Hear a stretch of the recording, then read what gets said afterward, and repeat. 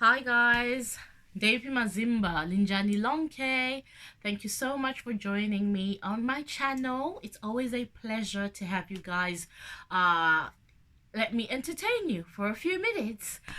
If you'd love to go and grab your coffee, your tea, your water, your drink, and we can start. Today we're going to be talking about when I first moved to the UK. Uh it was a different experience. Obviously, I moved with from Zimbabwe to England, and one thing that was very common is people always used to say, "Oh, do you are you from America?" Because we spoke American type twang. Our twang was quite American, so I used to always get, "Oh, are you American? Are you American?" And to a certain point, I was a bit flattered about it.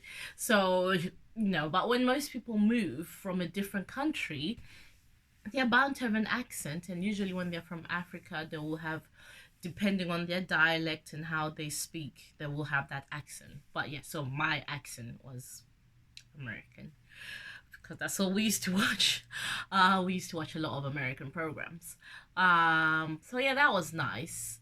Uh, what I found when I first moved to the UK, I think if I'm gonna be really honest and transparent with you guys, I think borderline, I must have suffered from some sort of depression when I first moved because it's a different world. It's an absolutely different world from being in Africa, where I was from, coming to the UK. And what I mean is, like in Zimbabwe, your teacher is secondary to God. You've got God, then you got your teachers. So when I moved to the UK and the students used to harass or abuse their teachers, I found that very like, you're not scared to abuse your teachers. They used to make their teachers cry. They turn up to class anytime. And when the teacher's talking, they're throwing pencils and, like little paper, like bullets. So take paper, spit on it, and then like chuck it to the teacher, things like that. And for me, I found it really overwhelming because in my culture, in my upbringing, as I said, your teacher is really high up there. Even if you were to meet your teacher in the shopping center or wherever, yes ma'am, no ma'am, and then come here, they got no respect or regard for their teachers at all. So that was one. Two, I moved to a predominantly Caucasian white area, and they were not racist, which I feel I'm very lucky for. They were very welcoming, just treated you normally, but it's still there, the fact that you're different, you are a different color from people. So I used to get asked a lot of questions in school, like, do you have animals in your back garden? Like, do you have lions? Do you elephants? Do you live in trees? And like, I know it's just harmless, but when you're young, imagine you're very young, so you haven't really been taught how to stand up for yourself. But when you're young and you're being asked such questions, and no one actually ever equips you to have self esteem or to tell someone to just shut up. You're like, if someone's chatting rubbish, you should just say, shut up. But when I was young and I'm being asked those kind of questions, it really made me feel like, do these people actually think we're animals? Like, what do they think Africa is? And I lived in a big house. My house in Zimbabwe was bigger than the house here in the UK. But so having someone asking me stupid questions like, do you live in trees and do you have animals in your back garden? That also made you feel like, oh, okay, so these people don't actually think anything about being in Africa or about anything. So that was another thing that I think contributed to me feeling kind of depressed. And I feel like I wasn't equipped. A lot of people were not equipped for life in the UK. All we know is we came here to find a better life. We didn't know what to expect of when we got here. And then another thing, I got a part-time job, and I would have people ask me, am I brown all over? you know like, literally, I always got asked that question I can't tell you how many times I was asked that question. Am I brown all over? And I'm thinking, why would I be brown on my face and my hands? And then the rest of me, what color do you think the rest of me? Green, blue, yellow? What color do you actually think I am, the rest of me? So I did suffer a lot. I did suffer a lot of issues for a while, and I was always sad. And I've always been blessed with a little booty, so I wasn't like flat bummed. So I always had a booty, and like white people didn't understand it, and they'll be like, "Oh, that's fat. Oh, you need to go on a diet." So I always wore a blazer, an oversized blazer, and always covering up my bum. And this was summer, but I always, even in summer, it's hot, it's sweating, but I never took my blazer off. I didn't do PE.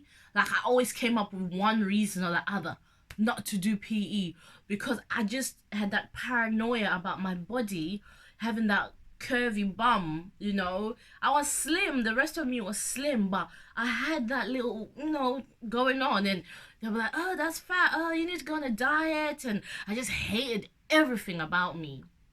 I just hated having a bum, and I wanted to have surgery. So what I used to do is I used to clench my butt cheeks. I used to clench my bum cheeks in, yeah, to try and have like a flat bum appearance. And even then, it still didn't help. It looked stupid actually. So as I said, I always had my blazer on, or I would untuck my shirt. If I'm really hot, I would untuck my shirt and just tuck in the front, leave the back. And even then, the teachers would be like, "That's really scruffy. You have to tuck in your shirt." But they didn't understand. I mean, now people are paying to get a little tushy going on. But when I had it, oh my God, I needed to go on a diet. So I was like slim. Like, unfortunately, I don't have any photos of it, but you'd think that I was anorexic. But in my anorexic state, I still had a little booty.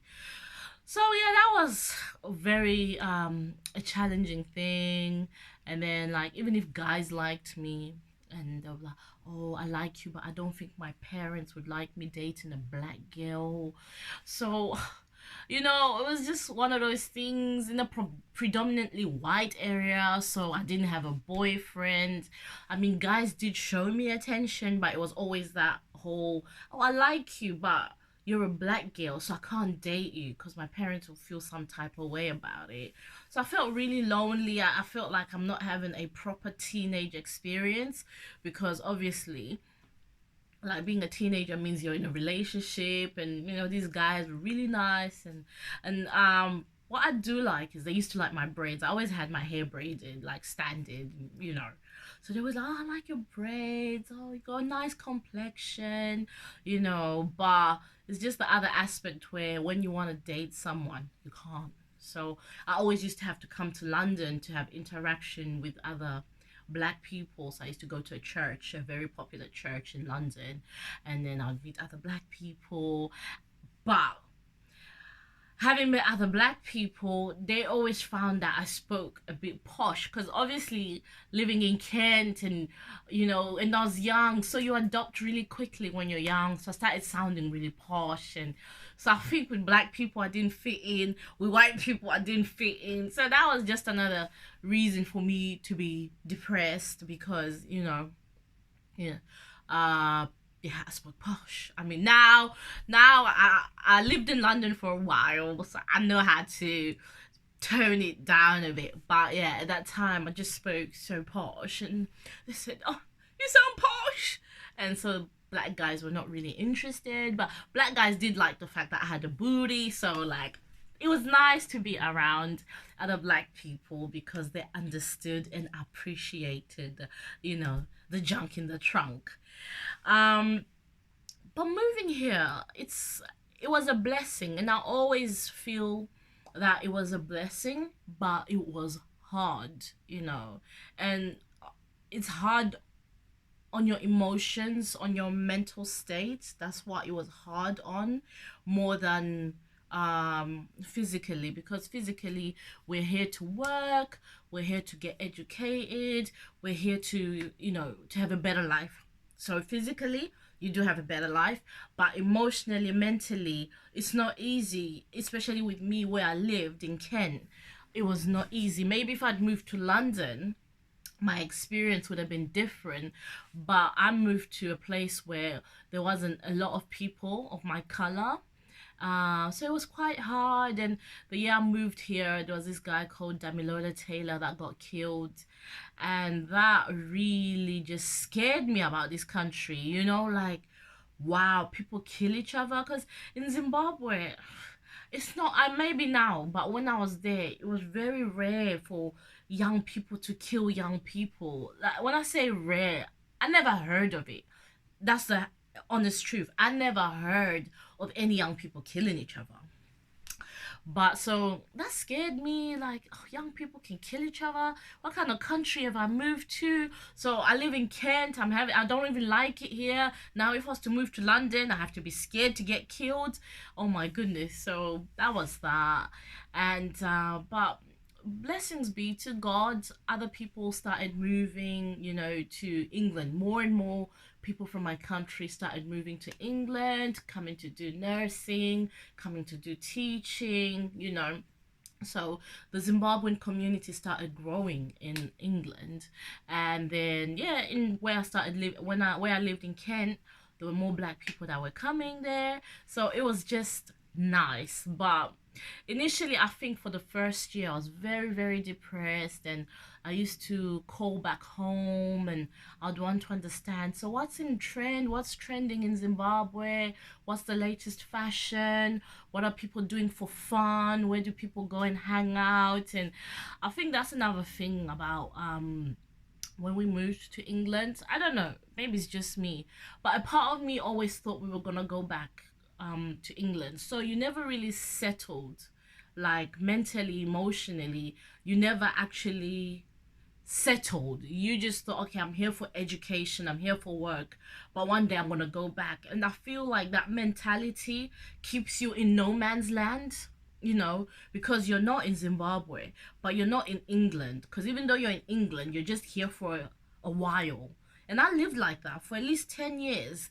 I lived with, oh, I'm gonna move back to Zimbabwe. And it's only after a few years I realized that I'm here, I'm in England, I'm British.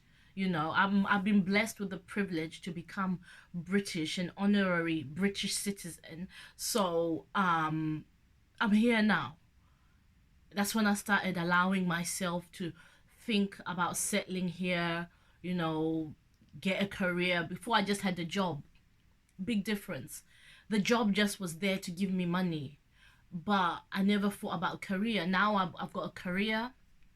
I invested in myself to, you know, to have a good career, as I said, and I invested in traveling. So I love traveling. That's one thing I live for. I live to travel. So I get to see the world, you know, many beautiful places I've been to. But before, I had that mindset that I'm here as a British citizen. My mind always thought, okay, I'm gonna work, put money away, put money away, put money away. I'm gonna move back to Zimbabwe. And you never enjoy today. You never enjoy your life in this moment. So, like, when other people were building relationships, building communities, I wasn't there. I'm always working. I'm always working, putting money aside, like, you know, work, work, work, money, money, banking money. And life passed me by. For a good 10 years, life passed me by. And as I said, I really do think I was quite depressed for a while, because I wasn't here. I might have been here physically, but I wasn't here. But now that I've decided that the UK is my home, and it's going to be my home for the foreseeable future, unless something happens that has to make me leave England, I'm going to be here. And I want to encourage whoever's out there as well, where you've moved abroad, whether it's UK, America, Australia, I don't know where you are. Don't live with that mentality that you're gonna go back to your country. When you're there, you're there. Invest where you are. Don't rent. If you can buy. You know, buy that house, buy that car, go on those holidays, visit the country. You know, I never visited like London attractions until I'd been in this country 10 years. The day I decided that UK is my home, that's when I started making time to go to London, Big Ben, all those things. I'd never done them because in my head, I was just here. I was in transit. You know, I'm on my way somewhere. I'm on my way somewhere. And, you know, I got robbed of 10 years of my life. And now that I know that, listen, England is my home. I visit sites, I go Scotland, Blackpool, Brighton, everywhere, up and down England, you know, because this is my home. And, you know, the beauty of it is I got a child, so I do it with my son, and it's nice. So I want to just encourage whoever is out there, if live life today. Life is today. You know, you're not promised tomorrow. You'll be like, oh, one day I'll move back home, you know, so I'm working, and then you don't move back home, you die. They'll use that money to bury you or send your body back home. So use that money to buy. Why are you renting a room? Buy a house, buy a flat, buy something. You've always wanted to drive that nice car, that 4x4, that sports car. Do it. Do it now. You know, you want to go to those fancy restaurants, but you'll be thinking it's a waste of money. Tomorrow is not promised. Listen, people just die. You know, no one's been given a notice that you'll be dying next week. So I just want to encourage someone to know that, yeah, moving abroad, it's not easy. It's quite lonely. It's very lonely, especially if you don't have like a support network around you. It's very lonely. So just live your life. Live your life today. Live for the moment. Enjoy today. I'm not saying don't save money, help people back home, build your projects. If you want to build a property or two back home, that's fine, but make sure that where you are, you have something for yourself, you're living comfortably, you know, and don't have that mentality that you're gonna go back home, because you don't know when you go back home. And yeah, so sorry that I mixed two issues. I mixed two topics. Obviously, I talked about when I first moved to England, and then now I'm also talking about some tips about what to do when you move abroad. But yeah, no, when I first moved to England, it wasn't as joyful as I thought it would be, in the sense that mentally and emotionally, I was affected greatly. You know, I was almost depressed because of certain things that I was being asked, or the location, people just not understanding me not understanding them, and I just was not equipped for a change. You know, the drastic change from my culture, from my upbringing, to a new culture, a new way of doing things. But yeah, so I'm gonna try. If you've got any questions, if you want me to elaborate on any point that I've made, please send a comment and I will redo a video where I'll expand. But next week I'm gonna be talking no, let me not say next week, next time, because I'm gonna be doing a few other videos. But yeah, I'm gonna do a video on the funny expressions that I learned when I moved to England. So if you've got any other expressions that you have learned wherever you are, let me know and we shall share them in my next video. Like when they call you love in England, they're like, all right, love. Yeah, so it's just those kind of expressions. So if there's any expressions that you've learned from the country that you're in and that you'd like me to share, please do send them in the comments and we'll talk about them next time. But for now, I have to go. Thank you so much for tuning in. Thank you so much for your time. I've totally enjoyed just hosting you. Please like, subscribe, comment, and I wish you all the best. I wish you love, I wish you health, I wish you the best that life has got to give. Have a lovely, lovely day. Thank you. Bye.